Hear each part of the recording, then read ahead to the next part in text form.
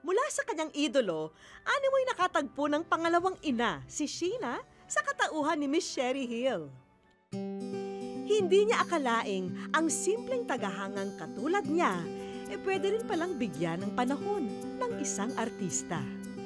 Channeling Miss Sherry Hill ang drama niya sa tuwing haharapin niya ang kahit na anong pagsubok sa buhay.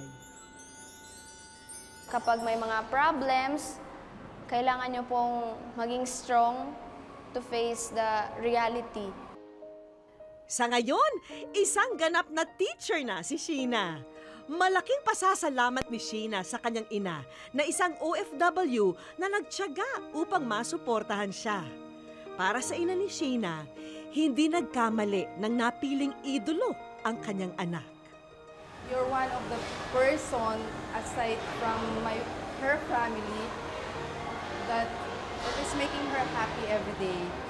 Thank you very much, and I thank God for letting you come into her life. Ultimate wish na para sa lahat ng mga tagahanga na personal na makaharap ang kanilang mga idolo.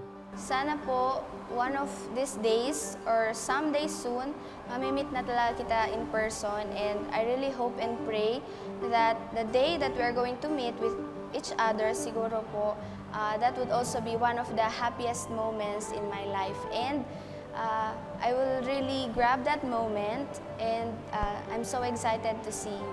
I love you po.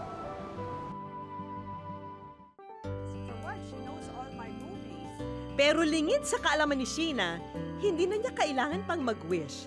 Dahil sa nalalapit niyang kaarawan, isang espesyal na wish ang pinarating para sa amin mismo ng nag-iisang si Sherry Hill. I just felt that I think she deserves to be met, and I felt maybe I could, bring her over to Manila. Excited kami actually para rito. My I'm whole excited staff, to meet her also. Yes. Eto naman ang eksena sa lugar ni Sheena. Eto at paluwas na sa Maynila ang dalaga. Pero kung kanino at papaano nangyari ang all-expense paid trip na ito, wala pa rin kaalam-alam si Sheena. Fast forward tayo dahil laking pagtataka ni Sheena kung anong ginagawa niya sa set na ito. Mabuti pa'y tapusin na natin ang pagtataka ni Sheena.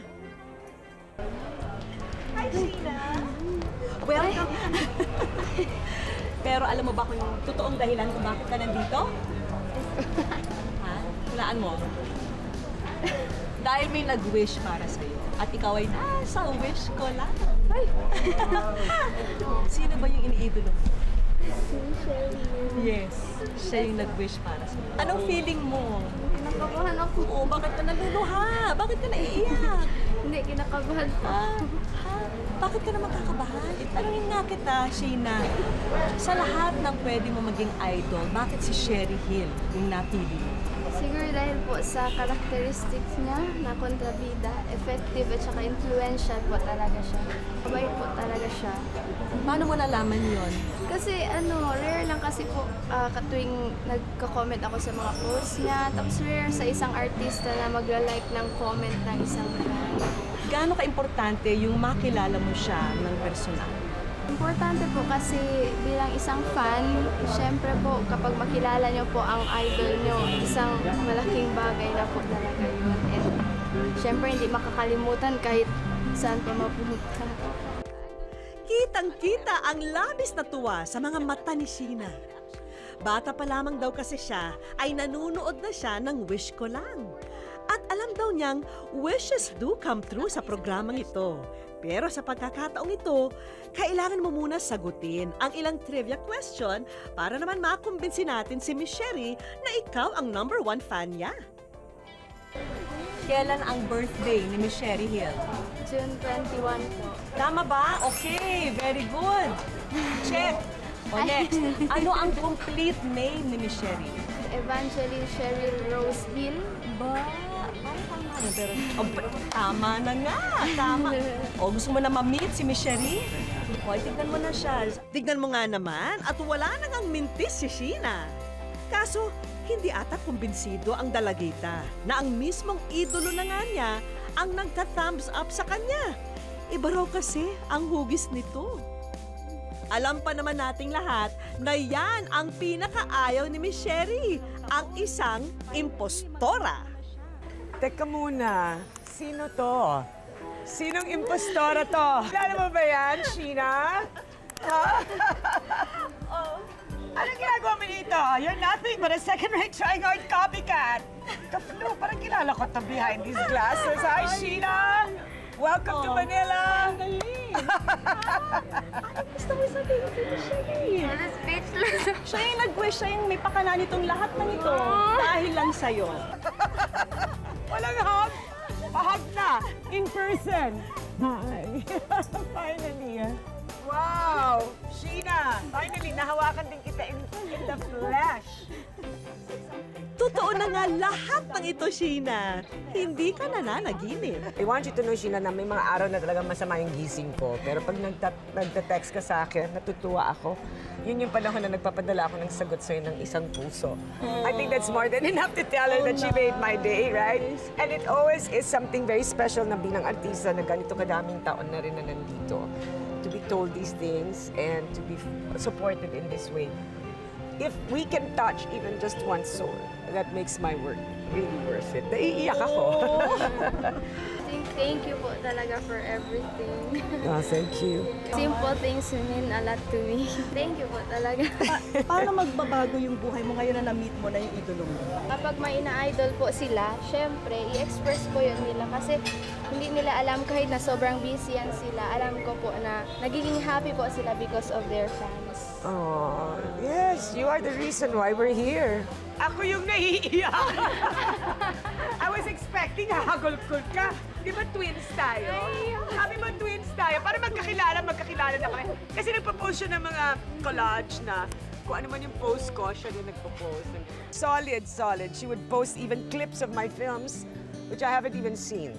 And because of her, nakikita ko yung mga eksena namin nung panahon ng Sana'y Wala Nang Wakas, which were good times. Because this is a very touching moment. And the fact that she comes from Mindanao, and there's been a lot of disquiet, no? And siege. So, mahirap.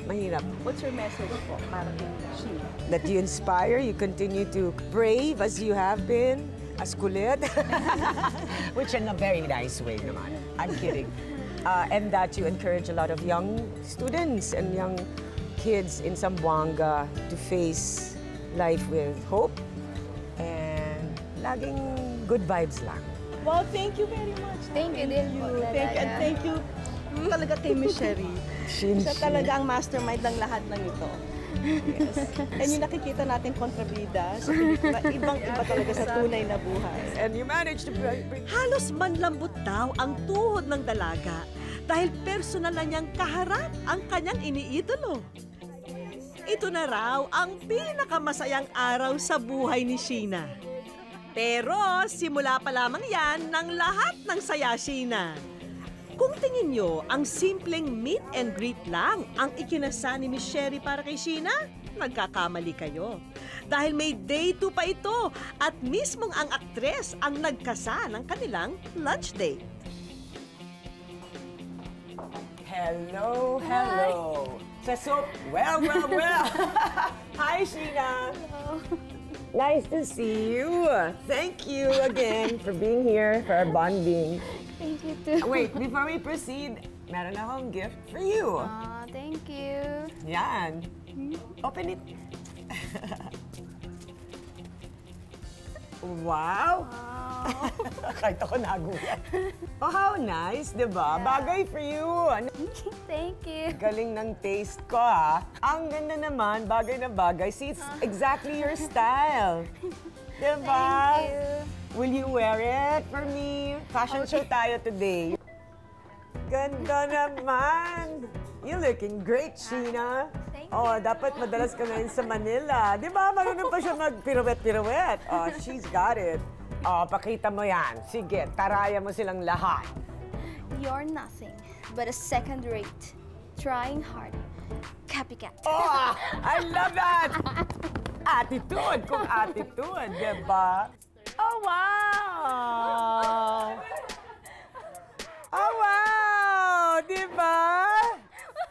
Natuwa ako! Kahit ako natuwa. Tignan mo yan. Pwedeng pwede. Wow. Ay, sino magsasampal? Ako o ikaw? Matapos ang nakakatuwang bonding ng dalawa, hindi pwedeng mawala ang palitan ng mga souvenir ng idolo at tagahanga. Another pashmina. Ganda. Para kay Sheena, ang mga simpleng bagay na ito ang itinuturing niyang kayamanan. See? There are little things I also know about her.